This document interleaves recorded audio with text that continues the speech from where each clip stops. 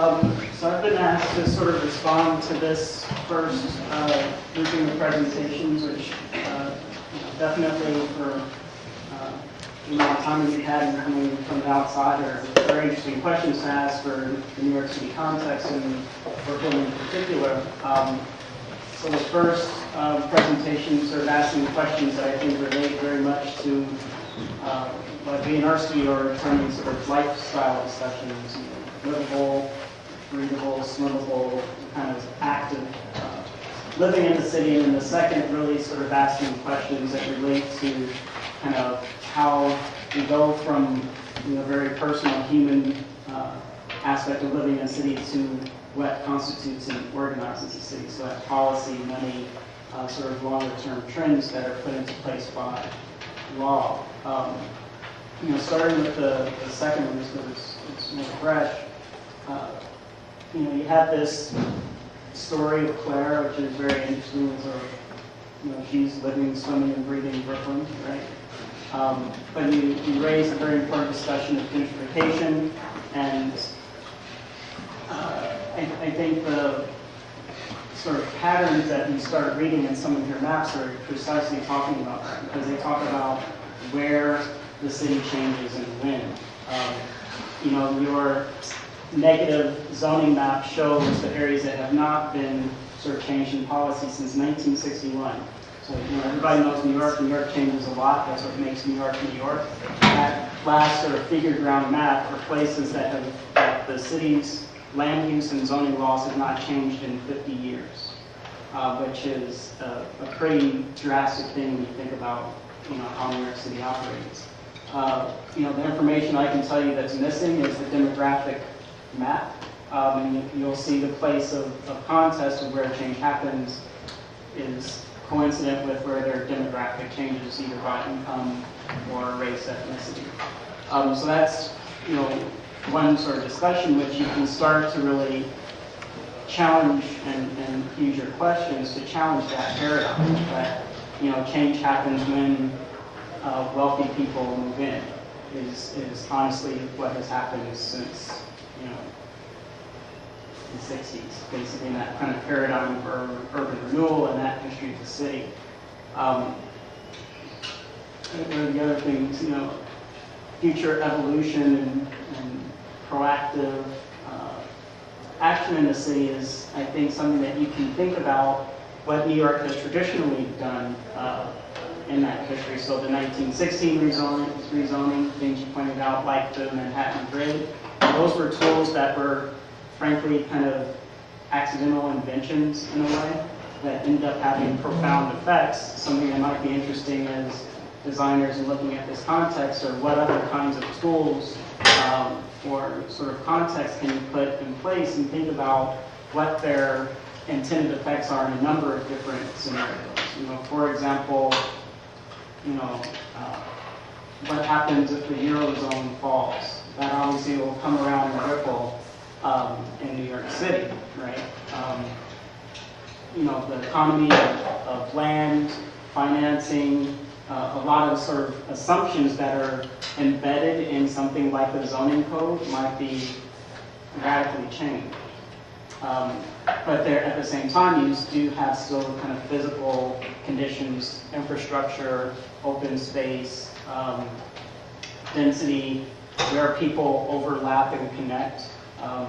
That's obviously the most important things in cities, obviously, is having different types of people overlapping and connecting in the same space. That's where you get a market, that's where you get interaction, that's where you get education exchange, etc.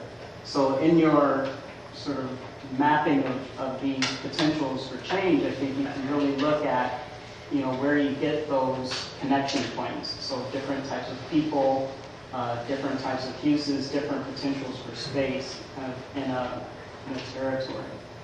I think that really relates very well to the first presentation. It's asking kind of these very fundamental questions about the physical fabric and geography of the place. Valleys create conditions, bridges create conditions, things like views. There's sort of another geography that happens that very much informs things like the city grid or where people naturally go to prospect, right? I like to call gentrifiers like the new pioneers, right? So they go and they place that's not sort of utilized or whatever, they come and they give it a new value or they see a different value. A lot of times that has to do with the physical conditions of the place.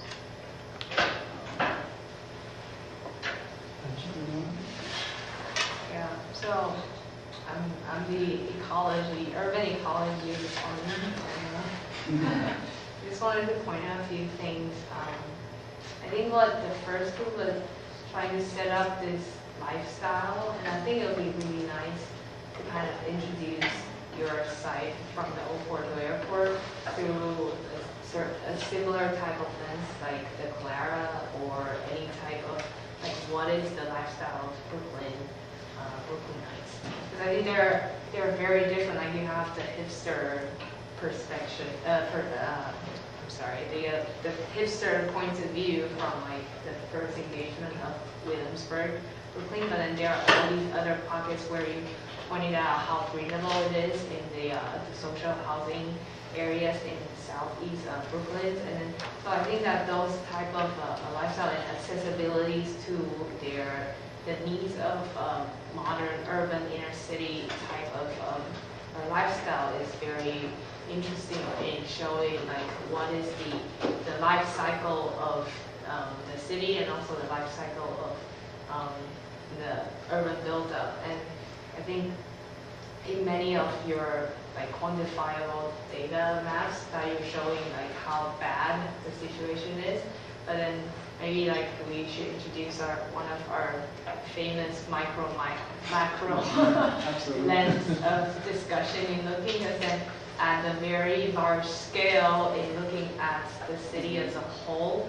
Then when you zoom into like the real life cycle of a certain person or its family and its related matter, then you're getting into another different kind of ecology of life in where they get to work and what type of work they're getting exposed to, and I think in that sense, then this how livable it is have very many facets to what you're looking about, like in a very micro scale of things, and I think maybe coming up from this wild of the mother nature kind of attacks back into the city is, I don't know whether you guys have seen this poster of the Guggenheim Institute with the BMW. So it's like in Manhattan, it's all green and then only the Central Park area is built up.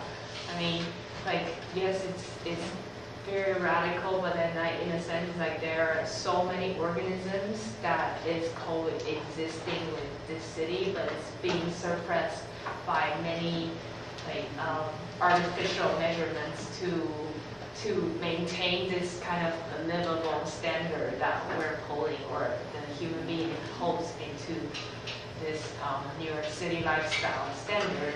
So maybe coming out not just from Clara's point of view, it's from the bird's eye, not just flying through, but it's like all these breathable pockets, let it be the waterfront or Prospect parks and all those like larger clusters of these breathing rooms, or you can call it urban living rooms, that people can actually go out and engage with these urban ecology, like mini ecosystem. I think that is one way of addressing like what is urban ecology, right?